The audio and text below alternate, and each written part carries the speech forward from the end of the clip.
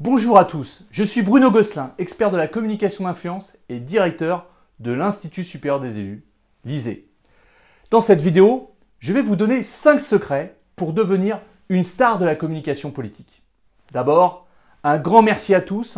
Vous avez été plus d'1 millier à voir les 2 premiers ateliers de cette série de vidéos et à me laisser vos commentaires. Merci, je n'en reviens toujours pas et je trouve ça juste génial. Dans ma première vidéo, je vous ai expliqué pourquoi j'avais créé la méthode ElectionWin, une méthode innovante et pratique qui dépoussière les codes et les certitudes de la communication politique traditionnelle. Puis, dans ma seconde vidéo, je vous ai présenté 5 erreurs à éviter absolument pour ne pas rater son élection. Aujourd'hui, je souhaite partager avec vous 5 secrets en matière de communication politique issus de la méthode ElectionWin qui vous permettront de valoriser votre candidature dans le cadre de la prochaine élection municipale. Alors, nous avons déjà vu ensemble l'importance que pouvait revêtir la forme en matière de communication, notamment à propos des supports visuels qui nécessitent une attention toute particulière. Car dans l'esprit du public, un support de mauvaise qualité est souvent la marque d'un mauvais candidat, ou au mieux, d'un candidat amateur. Eh bien, on retrouve ce même amalgame en matière de prise de parole vis-à-vis de l'électorat. En effet, quel que soit le contexte de la prise de parole, et même si le candidat est par ailleurs considéré comme légitime et compétent, s'il ne sait pas s'exprimer clairement et délivrer ses messages à la population, il sera bien souvent jugé indigne de briguer la mairie par une majorité de ses concitoyens. La méthode ElectionWin vise à accompagner pas à pas les futurs candidats à l'élection municipale dans un cadre méthodologique, modulable, intégrant à la fois une approche contextuelle et la sélection d'options stratégiques visant à mettre en œuvre une communication segmentée qui prenne en compte les attentes et les aspirations de l'électorat. Mais comme je tiens à pouvoir rester disponible pour préserver la qualité de ce programme et accompagner sérieusement l'ensemble des candidats qui feront confiance à la méthode ElectionWin, je souhaite réserver cet enseignement à un nombre limité de candidats, contrairement à certaines formations en ligne qui, sur d'autres sujets, n'hésitent pas à commercialiser leur formation au plus grand nombre. Mais comme je sais que vous m'attendez, passons tout de suite au premier secret. Pour avoir une bonne communication politique, vous devez apprendre à prioriser vos propos et à les simplifier. En effet, vous devez commencer par déterminer quelles idées vous souhaitez mettre en avant et quel est l'objet de votre prise de parole. Savoir d'où vous partez et où vous allez. Vous éviterez ainsi les digressions ennuyeuses et inutiles. Voici ce que je vous conseille. Réfléchissez à tous les messages que vous souhaitez passer à votre audience. Ensuite, hiérarchisez tous ces points par ordre d'importance, puis ne gardez que le top 5. Je pense vraiment qu'il est important de ne garder que les 5 points clés les plus importants. Pourquoi ? Parce que les gens ne peuvent pas se rappeler plus de 5 messages d'un discours et en général, c'est toujours le premier, le second ou le troisième message qu'ils retiennent. Et puis, à partir d'un certain nombre de notions différentes, votre auditoire décroche et va se jeter sur son smartphone pour checker ses emails. Si vous souhaitez amasser, multiplier les données pour être sûr de ne rien oublier, vous serez à la fois un orateur ennuyant, mais en plus, vous passerez pour un candidat peu sûr de lui. Ce n'est pas en disant tout ce qu'on sait qu'on passe pour plus intelligent qu'on est. En plus, quand on veut trop en dire, on a tendance à parler trop vite et on devient moins compréhensible pour son audience. L'exercice que je vous encourage à faire maintenant est donc de lister tous vos messages clés et de ne garder que les 5 plus importants. C'est d'ailleurs pour vous aider à hiérarchiser vos idées que la méthode ElectionWin a prévu un module sur le diagnostic territorial qui vous permettra de mieux appréhender votre territoire en priorisant les enjeux.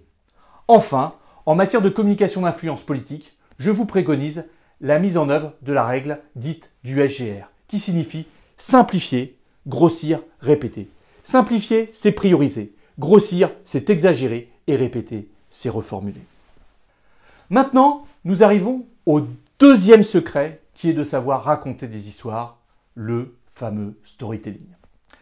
Vous avez ciblé votre discours aux 5 points les plus importants. Évidemment, vous n'allez pas énoncer les 5 points et partir. Votre but maintenant est que votre auditoire comprenne votre message concernant ces 5 points et surtout qu'il les retienne.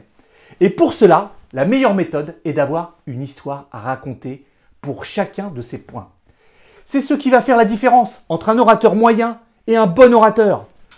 Ce n'est pas pour être drôle, ce n'est pas pour faire une intro ou une conclusion. Non, il s'agit d'illustrer votre message clé pour que l'audience puisse la mémoriser. Comment faire une histoire? Pour ça, il suffit de raconter une conversation ou un événement entre des vraies personnes sur un vrai sujet, une vraie problématique. C'est tout. Pas besoin d'inventer des histoires. Prenez juste des vraies conversations que vous avez eues avec d'autres gens. Avec cette astuce, vos discours prendront une autre dimension.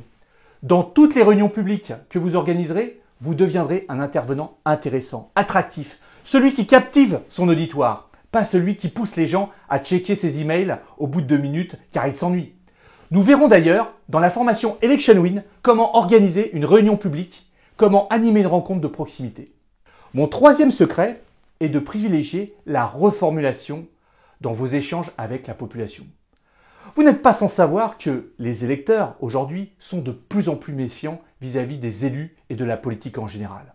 Dans un sondage Harris Interactive en date d'octobre 2019, à la question « Quelle qualité principale d'un candidat attendez-vous aux élections municipales ?», 71% des répondants affirment que l'écoute des habitants est leur priorité.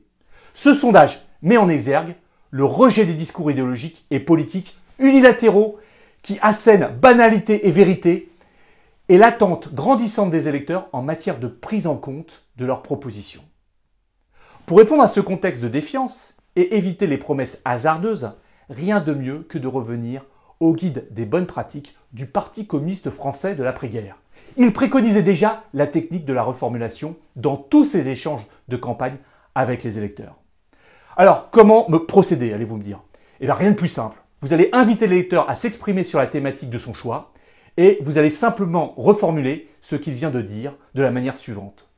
Si j'ai bien compris ce que vous m'avez dit, et vous n'avez plus qu'à répéter ses propres propos. Cette technique a 2 avantages. Le premier est de vous permettre de faire remonter l'information utile qui vous servira pour la rédaction de votre programme électoral.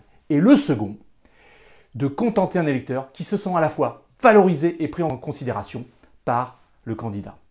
J'arrive maintenant au 4e secret. Se créer des zones de confiance oratoires. Un ancien parlementaire plein d'humour, qui se reconnaîtra sans doute en regardant cette vidéo, m'a dit un jour, sur le ton de la boutade, « Bruno, si un jour tu ne sais pas quoi dire à ton public, ou si tu ne connais pas un sujet, fais comme moi, contente-toi de ces 3 mots magiques. Merci, bravo, on continue. Développe ces 3 points et tu verras, c'est gagné. » Cela fait 25 ans que je pratique avec succès cette technique pour toutes mes inaugurations, commémorations et réunions d'associations auxquelles je participe. Oui, en communication comme ailleurs, d'une manière générale, la répétition génère la confiance et le leadership des acteurs. Pour gagner une élection, je vous propose donc de travailler 2 exercices. Alors, le premier consiste à se présenter en 2 minutes, en détaillant les 4 séquences suivantes. Qui suis-je? Personnellement? Est-ce que je suis l'enfant du pays ou pas? Qui suis-je professionnellement? En quoi mon activité professionnelle peut être bénéfique dans l'exercice de mon mandat de maire? Qui suis-je politiquement? Et enfin, ce que l'on appelle le point de bascule, qui vise à expliquer pourquoi et comment je suis venu à faire de la politique et à briguer le poste de maire.